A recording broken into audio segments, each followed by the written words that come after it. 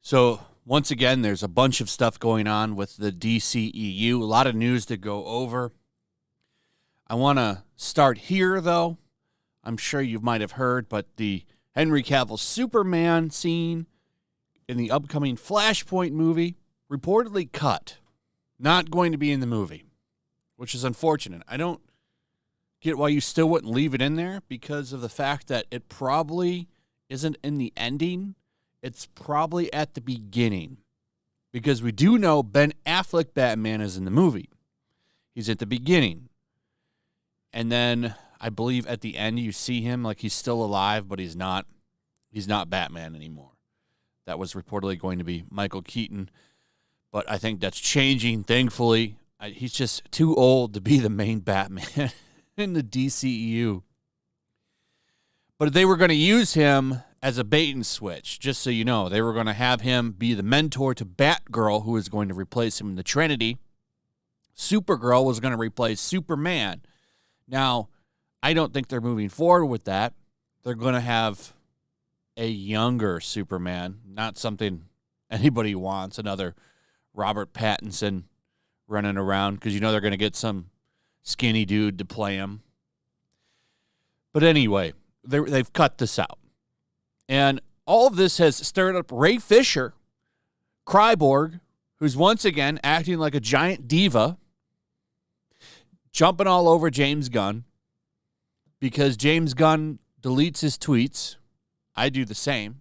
I've got tweet delete. So like every couple of months, my tweets just delete.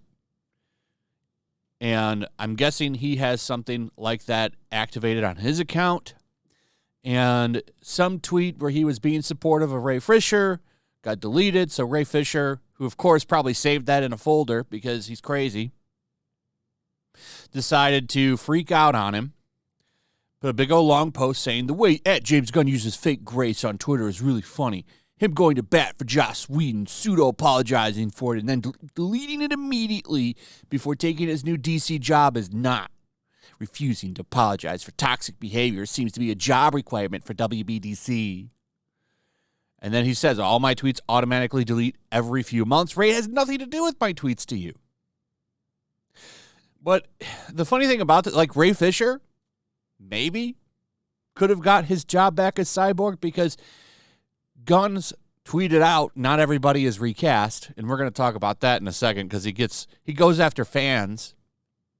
But Ray Fisher decides, well, I'm just going to melt down on James Gunn. Ray Fisher has destroyed his Hollywood career. Destroyed it. Just cries nonstop. His crying is relentless. That's why I like the nickname for him, Cyborg. I think it fits. So James Gunn out there responding to a lot of stuff on Twitter, getting a little salty too.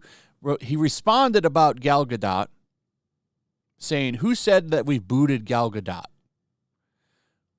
And what's funny about that to me is if you're going to recast, you should recast everybody. I would have less of a problem with it if everybody was getting recast, because then it's like, okay, well, you're doing a entire reboot. That I get then. But keeping some and not the others is kind of weird. It doesn't make any sense. If you're going to recast Ben and Henry, you should recast Gal and Ezra and Momoa. Momoa's getting recast to Lobo, which is a much better role for him, in my opinion. He looks like Lobo. He would be a fantastic Lobo. It makes sense. Why throw that away? But if you're not going to recast everybody, then what is the point?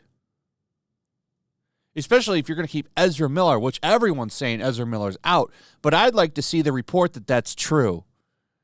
I think Ezra Miller is going to be in the rebooted universe. Flashpoint sets that up, number one, because he doesn't get erased at the end. So they could easily just keep him. And that movie is going to make a lot of money. I promise you it's going to make a lot of money. Because the audience scores for that movie are really high. You're going to have Keaton all over the marketing. You're a fool if you don't think they're going to show him in everything, because everyone already knows he's in it. It's not like No Way Home where they were denying it until the movie came out.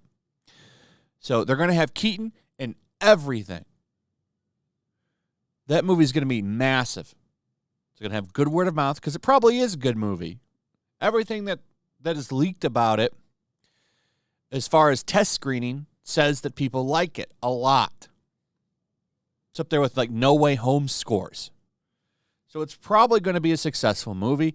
And then they're going to say, well, Ezra hasn't broken any houses or had any drunken rages or groomed anybody in a couple of years. Let's just keep him. So imagine keeping Ezra Miller over Henry Cavill. The one decision everybody wanted to see stay. But anyway, James Gunn also getting a little salty here. One of the things Peter and I were aware of when we took the job as heads of DC Studios was a certain minority of people online that could be, well, uproarious and unkind, to say the least. Our choices for the DCEU are based upon what we believe is best for the story and best for the DC characters who have been around for nearly 85 years. Perhaps those choices are great, perhaps not, but they are made with sincere hearts and integrity and always with the story in mind. No one loves to be harassed or called names, but to be frank, we've been through significantly worse. Disrespectful outcry will never affect our actions. We were aware there would be a period of turbulence when we took this gig. We knew we would sometimes have to make difficult and not so obvious choices, especially in the wake of a fractious nature of what came before us. But this means little to us in comparison of our jobs to artists and custodians in helping to create a wide and wonderful world for DC. I don't like that. He's basically, what he's doing there is going after Snyder fans. When he says a certain minority of people online that are unkind, he's talking about Snyder fans. I mean, can you blame them, James Gunn, for being upset? They just had Henry Cavill back. Everyone thought he was going to be the main Superman again, and then it's yanked away like literally 2 weeks later. Naturally, people are going to be a little upset about that. I think it's justified. But anyway, let's move on. We've got Dwayne Johnson rumored to be done as Black Adam. Now, this isn't a surprise. I think the way that he's acted has been questionable. I like that he was about for the fans, but then you find out how he was acting behind the scenes. Especially when that insider came out and said that he used Henry Cavill as a pawn to get what he wanted. And if you go back in time and you look at the things that Tyrese Gibson has said about The Rock, it starts to make a little bit of sense. So this article is from October 6th, 2017. And I want to go over what he said. Basically saying that as soon as he came on to the scene with Fast and the Furious, he made it all about him. And how several of the people that star in it, apparently, were offered spin-off movies, and they all turned it down because it's supposed to be about the group. But The Rock took one. Let me go over what he said. So there's a lot of stuff here. PSA, congratulations to At The Rock and your brother-in-law, a.k.a. $7, producing partner, for making the Fast and the Furious franchise about you. And like you, DJ, even if they call, I will not be deleting this post, Gibson wrote on Instagram. And there's more. Good night, folks. See you in 2020, April. Fast Family right now. It's about Team Dwayne. 3 years. Will it be worth the wait? No. Shaw, just Hobbs. Gibson continued. Will this be another Baywatch? Guys, just relax. I'm just a passionate film critic. And then he said this: diversity, love, multi-ethnic, worldwide, multi-generational, United Nations, one race, fast family. Until Dwayne showed up, I guess this whole time he had a problem because he wasn't the only one on the movie poster. I guess dreams do come true. Congratulations to H. Garcia and The Rock. You guys are just amazing. You really broke up the Fast family. I tried to warn you guys. You thought I was hating. I was simply fighting to keep the family together. What makes us great is when you see us all together, we don't fly solo. I got 3 years of venting on this clown. They offered, but you didn't have to agree with the solo Hobbs movie. Original Fast family, we salute you and stand on your shoulders. Vin Diesel, Paul Walker, Rob Cohen, Roman Tage were offered a spinoff. We turned it down. And then Gibson to Johnson returns his calls. I hope if you move forward with that Hobbs movie, you will have purposely ignored the heart-to-heart moment we had in my Sprinter. Gibson wrote in a series of since deleted comments on an Instagram photo of Johnson signing paperwork for the spinoff. I don't want to hear from you until you remember what we talked about. I'm on your timeline because you're not responding to my texts. I have never and will never have a problem with this major movie star. He's my brother, Gibson continued. I'm simply trying to reach him because he won't call me back about his solo Hobbs movie. I want you to shoot it, just not right now because the Fast 9 release date has already been announced, and we can't let our loyal fans, Fast family, or our loyal Fast and Furious fans down on any level from pushing the date. This is not a rant. I'm no Rock hater. And I don't want this life I love. And I don't want this life I love my own. I'm doing this for the Fast family. I'm loyal, and I apologize for being loyal, but damn it, I am. And that's it. A lot of the stuff coming out about him is he's a glory hog.